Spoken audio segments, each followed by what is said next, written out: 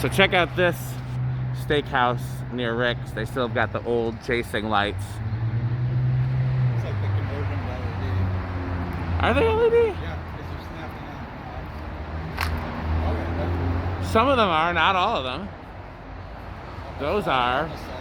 Oh, except a couple of copper. Yeah, they got a mix.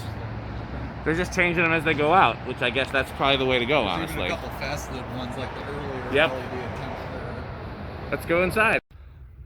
So this is what I'm talking about. Ooh, poor thing. Yeah, broke. Is it plastic? No? Oh, very nice. It's too bad color broke, but it's very cool. Yeah, probably from the heat. Yeah, probably. Or water damage. Well, let's keep looking inside. I should stop turning the camera off. There's a single light bulb there for reasons passing understanding. I don't know why they have so many heaters. Oh, check this out. We'll get a For the heaters? controls for them. Yeah, those are ancient. Okay, let's keep looking. So this place is pretty cool. It looks like it has not changed at all since the 80s. There's a 80s moss looking thing. Okay, let's keep looking around.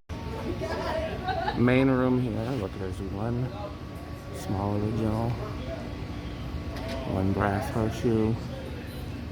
Looks like that one's polished, and that one's antique, so none of the fans actually match.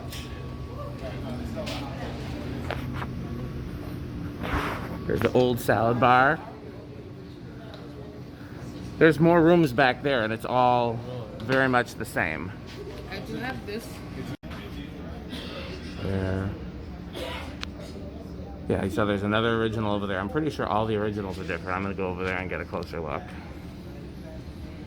There's one that's brown and, I think brown and brass. And then the other one's brown and polished brass. Yeah.